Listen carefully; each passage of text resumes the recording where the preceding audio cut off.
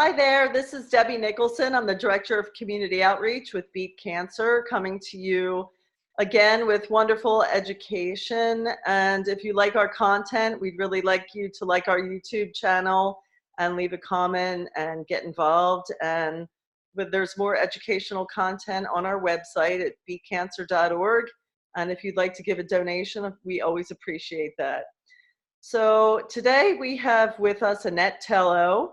She's one of our amazing coaches, and Annette has a counseling background, and she's been a rehabilitative coach and counselor for over 25 years, and she had a bout of cervical cancer in her 30s, and although it was caught early, it helped her to really sit back and look at her life and what changes she needed to make.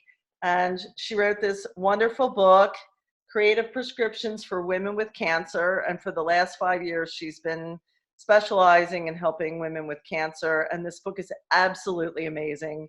I actually endorsed it.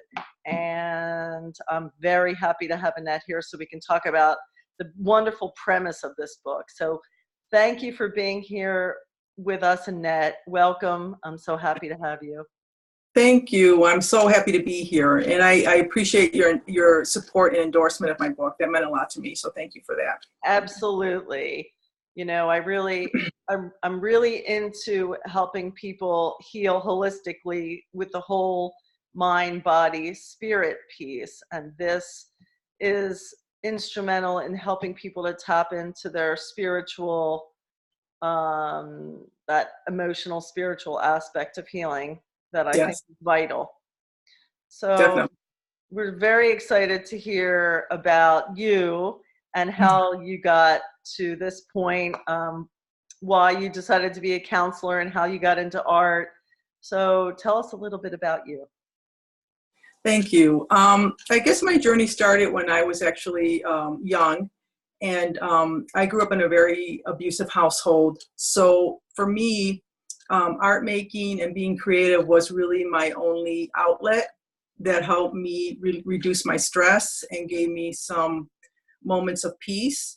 And when I was in junior high and high school, I was a very good artist, and I started taking pottery. And I realized that medium gave me everything that I needed. Because when you're working with clay, if you have a lot of frustrations, you can take it out in the clay, because you have to literally pound the clay to get the air pockets out before you work with it.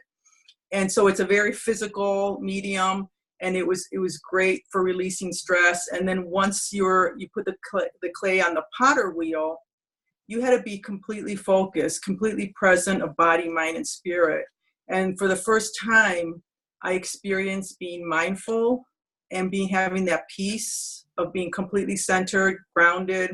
And so when you're throwing, you have to pay attention, because you're lifting the walls of the clay, and they're very delicate and they can easily collapse. So you really have to be focused. And what I experienced was just these really blissful moments of just being in the creative zone. And then, after the pottery was done, the firing and the finished product gave me things I didn't get from home, like recognition, positive praise, and because I have very low self-esteem. So in my youth, art making really, I really feel saved my life, because I had a lot of emotional turmoil, and it gave me what I needed in a time and place where there really wasn't any counseling, there really wasn't, back when I was in school. So I really credit the creative process for, being here today, because it was really a lifesaver for me as a teenager. Yeah, I think and that's really nice that you were so resourceful. You found a way to give yourself that space where you could find what you needed. And I think with cancer too, the stress level is so high.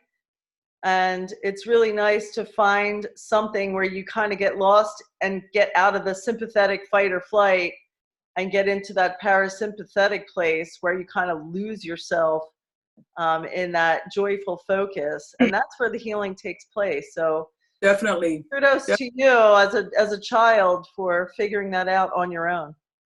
Thank you. Thank you. Well, I was lucky that our school had a really good art program. So that was, you know, and I was creative. So definitely I took all the art classes I could. So I was very fortunate. But in regards to what you're Universe saying, can be quite fortuitous, huh? I would, you know, it was a The great universe program. gives us what we need sometimes. Definitely, definitely.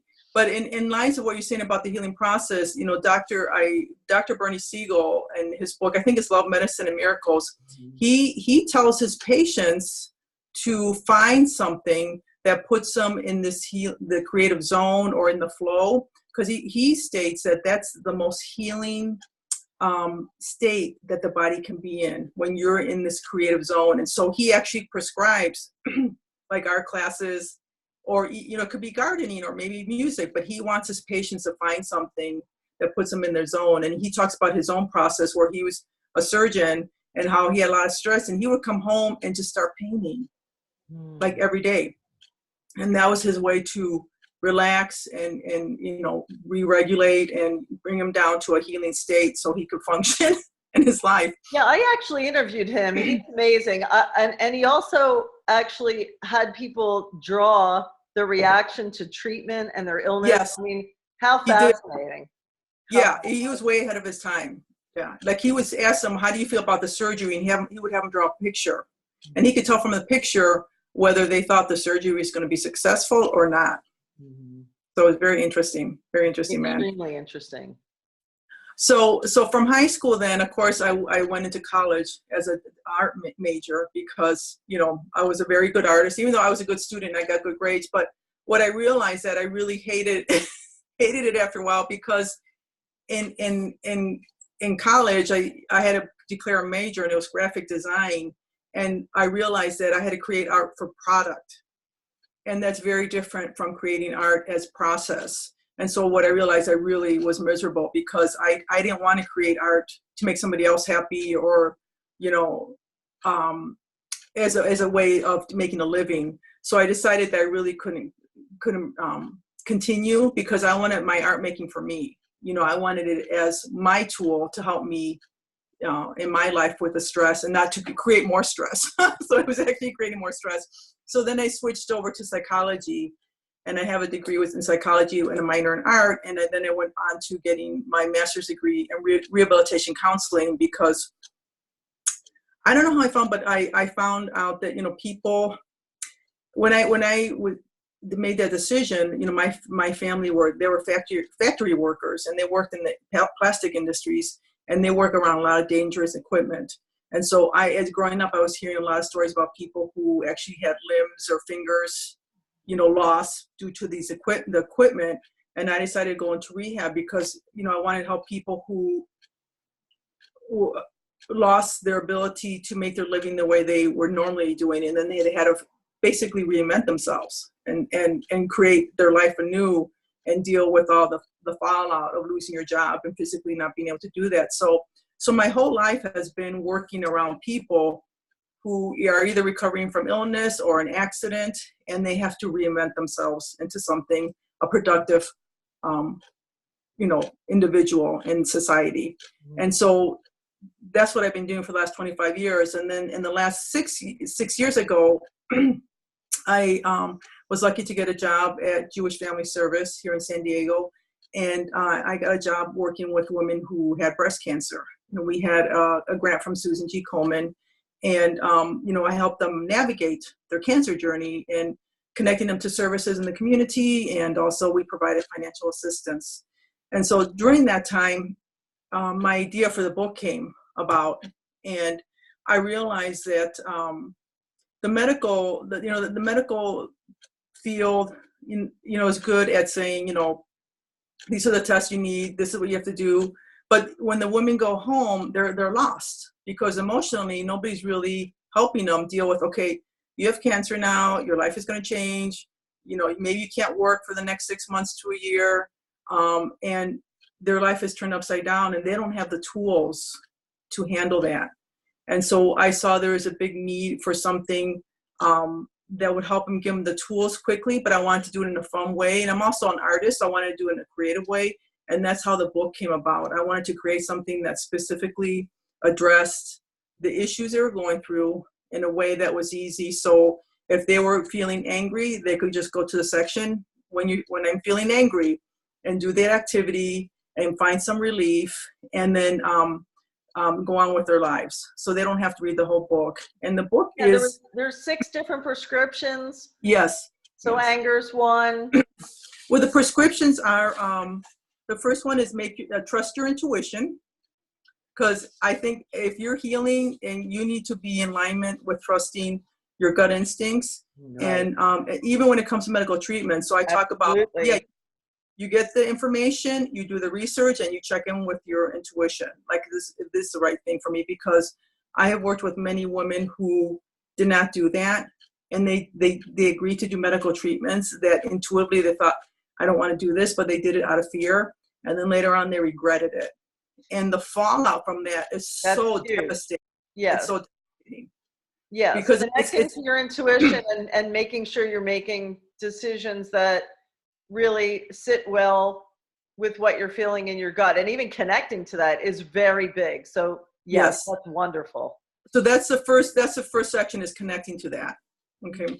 So and I use collage as a way to connect to your intuition, because I really feel that's a great tool. It's visual, so you're connecting to your body. And in the book I talk about research done by Dr. Candace Pert, who's a neurobiologist, and she states that her research has found that your whole body is actually your subconscious mind. So the subconscious mind is not in the brain. It's the whole body working together. So when you get those intuitive hits from the subconscious, it's your body saying, hey, maybe this is not the right thing to do. So that's yeah. So the science backs that up, So, and the next prescription is called make yourself a priority. And as working with women, I've worked with over 500 women that have cancer. That's a big issue, because they always put themselves last. And it's kind of, when you have cancer, it's a wake-up call. Okay, it's time to put yourself first. Yes. And so I have different things like, and you're learning how to say no. That's one activity. When you don't feel worthy, when you're lacking self-love. So those are the activities, some of the activities in this section, because I really feel that if you don't put yourself first, when you're doing treatment, you're gonna go back to doing the same old thing, and you're gonna get the same results, unfortunately. Right. Yeah, and it's hard to hardwire a new habit. So it's really nice to have a guide to follow. And I think as you start doing it and enjoying it, you will probably want to do that more.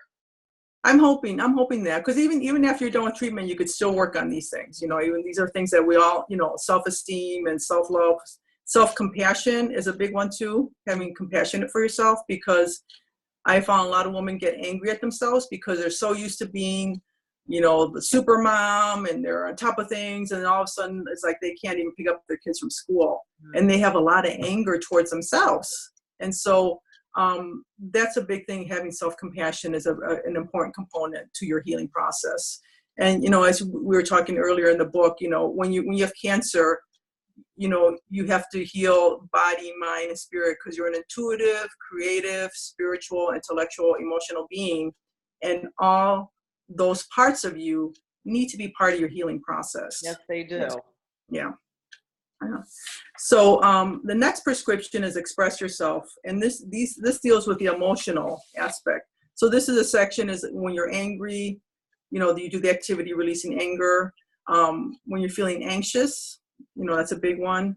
When you're feeling lonely, when you're feeling fearful, those are some of the activities that are in this section. I love that, because then when you're in that space and you really have no way out, you can pick this up and really find a way to reduce that and go somewhere on a different path. And I think that can be switched pretty quickly. Yes, and that's part of the whole thing. Yeah, thank you for bringing it up, because in the book is meant to be like, this is meant for you to go with you to your doctor's appointments, when you're in chemotherapy and having infusions, and really when you're going down that path of like feeling anxious, if you do something like this, it's like, oh, I have the book, that'll switch that anxiety, right? That'll switch it off. That switches all those hormones that are flowing from the cortisol. to the good hormones. And Right. that will make treatment more effective. Yes. It's just the whole, it's everything. So that's awesome. Yeah, thank you. So it was designed to do that. The whole thing, like the underlying issue is just reducing stress, and even having a distraction of doing something really simple, maybe even silly and fun, will help do that. So I wanted to let people know it doesn't have to be serious. Like you don't have to be in therapy, and healing can be fun. So that's the other thing about the book. Great. Because it's really about distracting yourself, not going down into that, self-anger, self-loathing, and switching on, oh, this is interesting, I'm going to try this. And then just letting the body just kind of go back to that relax and renew state, which is crucial when you're healing from cancer. Absolutely. So like I wanted to share one activity. So one section is called When You Want to Be the Heroine of Your Own Life. So the hero of your own life. Because I think when you're a cancer patient, I think a lot of people feel dehumanized. They're a patient and they're just kind of treated almost like cattle. Right. It's like, this, go here, go that. And I think a lot of people lose their sense of self. And so in this exercise, I wanted to remind women that they have so many wonderful qualities that to remind, like kindness, responsibility, compassion, generosity. And so this activity is just a fun thing where there's a drawing of a superhero, and this one is filled out, where you can see you can color it in, you can glue stuff on, and it just basically remind yourself like what qualities that you have that you can just say, hey, I'm a pretty awesome person. That's really awesome. So that's just like one simple activity that's fun to do. And basically you only need some colored pencils, a glue stick, and maybe some magazines, cut out some words or images. So it's very, very user-friendly. You don't need a lot of money to do this, like buying art supplies. And you don't even have to be artistic, which I want to emphasize that. A lot of women say, well, I'm not creative, I can't do that book. Because again, this book is not about being artistic or talented. It's about the process of creating that's where you get the healing benefits, when you're in that creative mode. And the end product doesn't even matter. I mean, it can be ugly, it can be messy, it doesn't even matter. What matters is that when you're doing it, that you're in that flow, you're relaxing, you're having fun, you're playing with colors and markers and pens and so it's a way to kind of connect to when we were children, like the fun of just creating. Like when you were a kid in grade school and they gave you a piece of paper with colored pencils, oh my God, like that was so much fun and joy. And it was very simple, but what kid doesn't love that? It's kind of creating, it's kind of connecting back to just the joy of creating without, kids don't worry if they're finished, if they're making a horse and it looks like a dog, they don't care. It's like, it's kind of like getting back to the joy of just being creative and exploring that. Right. So, so the next prescription is manage your mindset. And here we have activities like when you need to calm the monkey mind. And that, again, is like those, thoughts that just never stop. What is your stinking thinking, which is what are those negative thought patterns? And there's a fun activity around that. And also when you need tools for processing your cancer journey, and that's when I talk about journaling. So I know you said do you have some questions about that section, or you wanted to? Yeah, I just wanted to kind of talk about how the journaling's going with it, because I think it's so awesome so you're going into this kind of place where you're going into that healing and rest place, but I think you're also on the process of self-discovery. Yes. And then you're giving a space to actually write down what's coming up while you're on this process. Yes. And I think that's so healing, because it's giving a lot of information that you never would have tapped into otherwise. It allows you to evolve to another place. Yes, I give people the option. In the book, I say you can do it two ways. You can just do the activities and get what you need in the moment. But after each activity, I have journal questions. And so if you want to go deeper, you have that option, but you don't have to. But I think my dream is that if you go through this and use what you need, when you're done with cancer treatment, like you're ready to move on. Because what I have found is women don't deal with any of this stuff.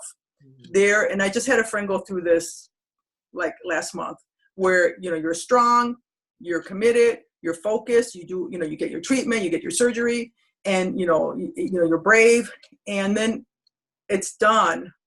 And then people fall apart. Right. Right. Because they haven't dealt with any of the emotional aspect. They haven't really talked about it. Right. They haven't allowed themselves to, feel all those emotions. They're stuffing them down and staying strong. And you need to be brave while you're going through treatment. So you need to do that. But there's also, I want to give women a chance to say, hey, I don't feel strong today. And there's an activity here, like when you don't feel strong. I mean, I remember the exact wording, but I want people to say, hey, I don't have to be strong all the time. I can say, hey, I'm tired. I don't, I feel a bit scared. I feel a bit weak, and let people take care of them. Because what I find is the women who are really strong, a lot of times people are like, oh, she's doing fine. She's doing great. She's strong. She doesn't need me. And what happens is the family members, especially if they have like a teenage kids, they're like, oh, mom's fine. And the mom's still cooking and cleaning and, running around, and they're not helping her. But part of it is that, she's projecting the strength, and she's not saying, hey, I need help. I need to rest. I need to heal. And so, I want women to connect to their own, their thoughts and give themselves what they need. Yeah, so I think, something, and people usually know what got them into the place of dis-ease. They have a gut about that. That's true. But, something has to bring you to that discovery, and then on a path in a different direction. And I think the journaling, along with this book, which gives you the space to really stay still and work on getting into the mode where you're connecting with yourself in a way where you can start on that path. And then and the journaling, like you said, you can go at your own pace. There could be a lot of pain there, and maybe it has to happen at a person's own time and pace, and they can do that with this. Well, the beauty of this thing is that you can actually do this and have a therapist and talk to your therapist about this. Oh, yeah, that's really great. You can say, I was really angry and I did this activity and answered the journal questions, and I found out, hey, this is why I'm really, this is underneath this is what's going on. And then you can share that with your therapist and work on that, so that is an option, because I really, So for the next section is called Connect to Your Body's Wisdom. And this deals a lot with stress. I have some breathing techniques. Like one section is called When Cancer Takes Your Breath Away. And there's, tracing your breath rate. There's activities on how to connect to your body. And then you do a body scan. And I encourage all women in the morning to do a body scan to find out how they're feeling. And based on that, kind of gauge their activities. So if you're having a good day, maybe today is a day you want to go to the grocery store, right, and do the shopping. But if in the morning you're having a bad day, honoring that and just say, you know what, maybe I'll just have somebody pick up the groceries for me, or I'll order online. And so part of your healing process is being really in tune with your body and honoring what it wants, because that's going to help you to heal in the long term, and that's going to give you what you need on a day-to-day basis. So spot on. Yeah, I love it. I love really you. Great stuff. I'm just very I love you. Oh, I can talk to you all day. Okay. So there's other things like when you're feeling fatigue, when you want more delight in your life. I have something like when you're bedridden. So I have a picture of a bed, and I ask people, what can you do when you're in bed? Even if you're in bed, you can do creative stuff. And I talk about Frida Kahlo, the artist, and how like a majority of her paintings and work were done when she was in bed, because she had an accident when she was young where she was hit by a bus accident, and she was really badly injured. And then later in her life, she had other illnesses. And during those times, she would have a mirror over her bed and paint herself, because she was in a room by herself. And most of those paintings are done because she was alone and she was bedridden, but she didn't let that stop her from creating. And she used creativity as a way to heal herself, emotionally as well as physically. So, isn't that amazing? That's something else. That's really, the human spirit is just amazing. Yeah, when you read That's a about survivor and someone that's def, really determined to live. Yeah. definitely. So I put that in, so I want people to know, like, even if you're in bed, for a while, you can still be creative, and you can still feel productive, and you can still do things that are kind of fun, and that'll distract you from, what's going on physically, so. Yeah, take that time to your advantage. Yes, yes, yes. So the last section is called Cultivate a Spiritual Practice. And this is, that's big. yeah, this is connecting to your own spiritual empower. And there's activities like when you worry too much, when you need help from a higher power. Like when you worry too much, I have things like how to reframe your thoughts of worry, and a drawing with a serenity prayer. So just little things that can help you strengthen your faith. Even, if you don't have it, there's things that can still strengthen your beliefs. But what I have found with the women that I work with that have cancer is those women that have a really strong faith, not necessarily religion, could be religious, but a strong faith, do so much better during treatment. Like they have a higher power, they are more positive, they just overall just do so much better than the other women that don't have a strong spiritual practice. So I wanted to include this in the book because I want women to know that that's really a powerful thing. And that's another tool that you can lean on when you're going through something difficult. Yeah. Right. And even if it's not familiar, maybe it's something that you didn't grow up with or something that you're not used to. You can start today. Yes. And you can start spiritual beings. And yeah, we can start to cultivate that. You can start with like positive affirmations, if you don't have a religious practice, and just say, hey, this is what I believe I can accomplish this and I can recover from this. So you can start there too. There's nothing to stop you. That's right. Mm-hmm. Wow. It's just really a wonderful book. I mean, thank you. I think it's so vital for the healing process. And I think that it's really difficult. You don't know where to start to cultivate the spiritual connection and the connection to yourself. Maybe when you're a woman and you're so used to being outer focused, and so used to go. And it's a guide where you can go at your own pace and start somewhere and start developing that relationship with yourself. And give yourself that nurturing tool. Yes. So that's wonderful. So now you've been kind of the last 5 years specializing more in coaching women with cancer. And basically, I call myself a life transitions coach, because that's what my passion is, helping people who are coming either out of a divorce, maybe they lost a job, or they're an empty nester, and especially people who are recovering from a severe illness or cancer, where like they're done and they realize, I need to change my life. This is not where I want to be.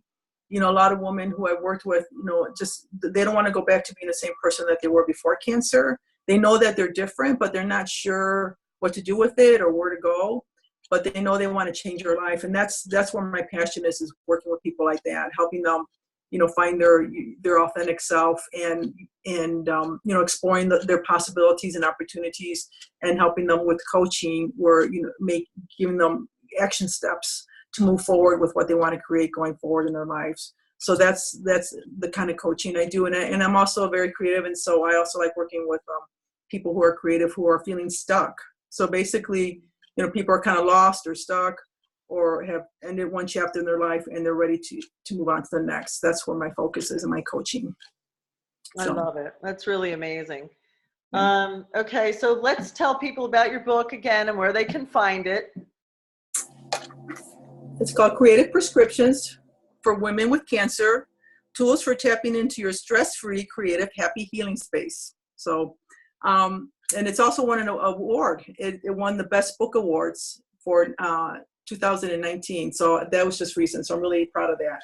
And thank you. This can be found on Amazon.com. It's also on Barnes & Noble's. You can order it online by Target.com, and also Balboa Press, which is a publisher. And there's also a link in my website. So my website is Annette Tello. This is how you spelled it. AnnetteTello.com. And on my website, there's a link to Amazon if you would like to purchase it there. And if you would like to contact me to work with me, you can also reach me there through email. And there's my phone number on the website that you call me. And I'm currently working on online classes to help women who are in this process of transition. Are you so really? I'm really excited about. Yeah, I'm really excited about that. Great. So I'm hoping by the end of January, February, having online classes. And this is ideal for women. What I realized, I grew up in the Midwest. And so I know sometimes like the hospitals are really far. Like if you need to go treatment, you may have to drive 3 or 4 hours to the closest hospital. So I realized that, and even here in San Diego, like I worked with women who were like lived in the mountains, and I would drive 2 hours to provide services.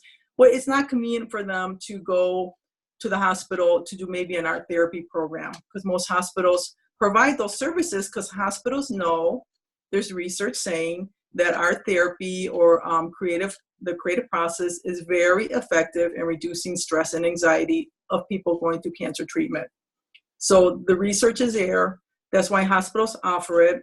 But most of the women I work with cannot go to these classes. Either they're just too far from home, they have to deal with rush hour traffic and they can't drive, they're not feeling well, or maybe they have kids that's, they're coming home from school and they can't, they don't have babysitters, or had transportation problems. So I found that a lot of women, even though they wanted to tap into these kind of classes, it wasn't really a realistic choice for them. So, part of the book is that this book is designed so you could do this at home, but also a caretaker can use this with someone who has cancer. So the caretaker can say, hey, let's do this activity today. And this can also be done in a group session. So if you live in a small community, you can get a couple of people together, 3 or 4 people maybe who are going through cancer, and you can do the book together. So it's meant to be very user-friendly. And my online program is meant for anyone who wants to, benefit from this on the comfort of their own home. So I want to make all these tools available, and they're not all from the book. I'm going to do a program that's basically the whole book online, but for now it's more like, create, what's your next step in creating going forward in your life. Is that kind of a live group class, or is yes. that, oh, it is. It's going to be a small class. It's going to be live, and we're going to take you step by step so that you'll get a lot of personal attention and one-on-one coaching. And then the last session will be just a one-on-one with me. So, when you go through the process, kind of tweaking it and finalizing it to go forward. That's a wonderful idea. Really awesome. I'm really excited about it. Because it kind of puts all my passion, all my, what I really want to do in a program that's affordable for everybody. Because, one-on-one coaching is expensive. And a lot of people you can't afford it, especially if you're going, you just have all these medical bills. So I wanted to do something online that was very affordable and doable and enjoyable to help people. Yeah, we can post that launch too. So let me know. We'll thank you. Yes, absolutely. I will do that. Yeah, I'm a big fan, and I really think this book is vital. And I just think it's an amazing tool for anybody, even if you have autoimmune disease or you're going through a divorce or any stressful time in your life. But especially for cancer, I think it's really vital. So I thank you so much, and it's been an absolute joy connecting with you and being able to let everybody know this book exists and your services, and we're grateful to have you in our coaching family, and thank you so much for being with us. Thank you for all that you do at your organization. Thank you for supporting me as a coach. So I appreciate that. Absolutely. You're very welcome. Thank you so much. Thank you. Bye-bye.